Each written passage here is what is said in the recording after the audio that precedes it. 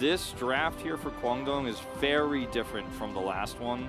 The Swain ban was smart because it was again trying to target the possibility of all those slows and all the heals and the shielding and the roots and all of that, with Rylai's like becoming so frustrating to deal with all the possibilities, right? If Seraphine, she could even go for a different build, but now we're looking at Kwangdong Freaks here with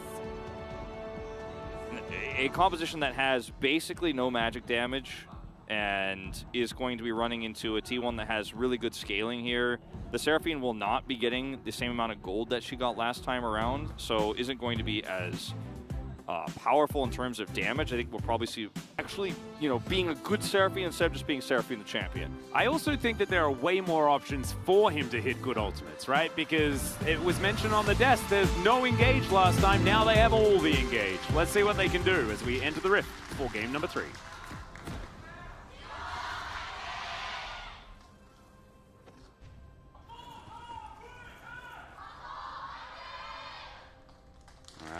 I was just hopeful for the Anivia, man. That did definitely look very exciting. But okay, look at the Ashe build.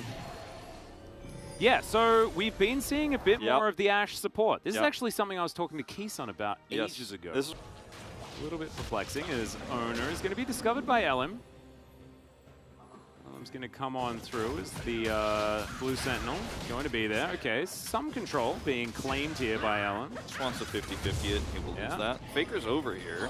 Yeah, there's the claw in the wall as well, so they couldn't see it. LM's going to have to flash to get out of the way, but Faker's going to flash after him as well. First blood is going to go over to Owner on the Lee Sin as Kiin hops away. If he actually steals that buff as well, it's more massive. His Owner's not done! Oh dear, Owner's going to wrap around, looks for it, gets the resonating strike. Execution damage there. It's being claimed for the On.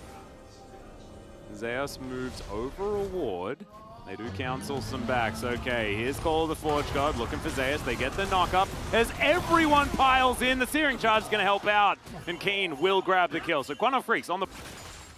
As Gumayushi throws out the zap, but there was a pesky minion in the way. We'll take some Gatling gun. Has flash kick. Ooh, sidestep on the Sonic Wave. Definitely necessary, but he says he doesn't really care about that as, oh my god, the AoE damage. He's burning down as well as Gumayushi didn't trust it. But it is going to be enough. It's in fact Owner that locks down that kill there as LM has started off this. Kiin looks for the wallop here onto Zeus. Oh, the sidestepping was so cute to avoid the boulder toss. It just back, of course. We're going in. Hoyt gonna have to flash, get himself out of the way. Super Mega Death Rocket just barely avoided as there's the arrow. Encore just barely hits onto Carrier, who tries to eat the Grey Health, but it's not gonna be enough. Hoyt gets his revenge. And now the Rift Herald might be used here on the bottom lane. Yeah, looks like it's goes down. Now Zeus is moving on in here. Cannon Barrage to start this one off. As Kiin's in Mega for the next little while as Arrow is going to sail by majestically. That is a Gnar onto Carrier though, who will be taken down before anything's really happened. Fate unable to get the knockback on the Ram as Faker going to get dived on Hoyt. Fantastic beat drop, but they're just not doing enough damage. LM now going to go in and look for it, but he'll sacrifice himself for the situation. Kiin as Mini Gnar is now finally doing some damage. The Hyper Proc going to come in, the triple kill for the Gnar, and that's an unofficial ace in the end. Yeah, and this is T1 losing control of the map as well as this Rift Herald. So finally, Kwangdong Freaks going to start to put some turret gold onto the table here. This will be the first turret they take in mid. They should be able to force this into a second charge.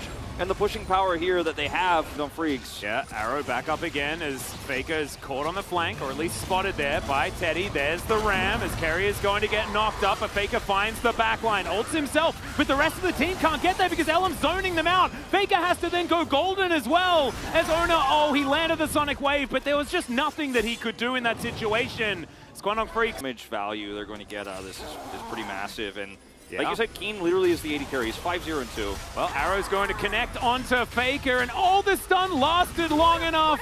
He has to ult himself, but that's just going to buy time for Kwangdong Freaks to make their way back. There's Carrier. No Devour for you, my friend. Like, nah, you guys definitely can't do it. Okay, Faker. Yeah, Faker's going to look for it. He dives on top of Hoyt. Cannon Barrage going to be there as well. There's the Abyssal Dive. They get rid of Hoyt immediately in the fight, but can they win it after that as Fate is going to get the knock-up? It's on to Gumayushi. That's the priority target. But Kwangdong Freaks, they don't have the longevity that they had last time around as Teddy's trying to do damage as if he's actually AD carry Ashe, but he's not. Yeah, and so he's going to tickle them on their way out. There's no Wukong here to fight the smite, but Kiin has Gnar, and they are going to respect it and back off here. But once those resets come through, T1 might be able to port, but T1 have no vision. They're going to have to suss this out. Yeah. So Mega Death Rocket will give them the bad news. Zeus, he can teleport. He is going to do so right now. Owner gets into the pit, but immediately he's thrown out. Oh, the smite comes in, and it's early. Elam's going to lock that one down. It's now Teddy from over the wall. They are doing a fair bit of damage. Owner's going to go down. This Fate does have Flash very soon, and he is going to use it. The fight is won by T1, but Kwangdong Freaks do manage to take the Baron. Let's see how much they can get done. Oh, Arrow's going to connect here as Kiin going to help grab that kill for Teddy. The volley is enough. Zeus going to get spotted, and there it is. Speed drop comes through, and that's a very dead pirate.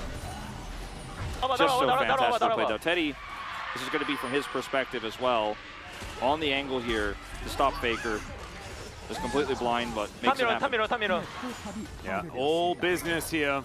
To actually take the other fight on their pace. Because the same rules apply here for this Baron. T1 cannot get in here and take this unless they can find a circumventing angle, because they have no vision. None! There's the beat drop. Arrow coming on through. Finds Gumayusi in the backline somehow, as Carrier is going to be shielded, but he's not going to last. There's the flash now, but Faker gets out of the way of it.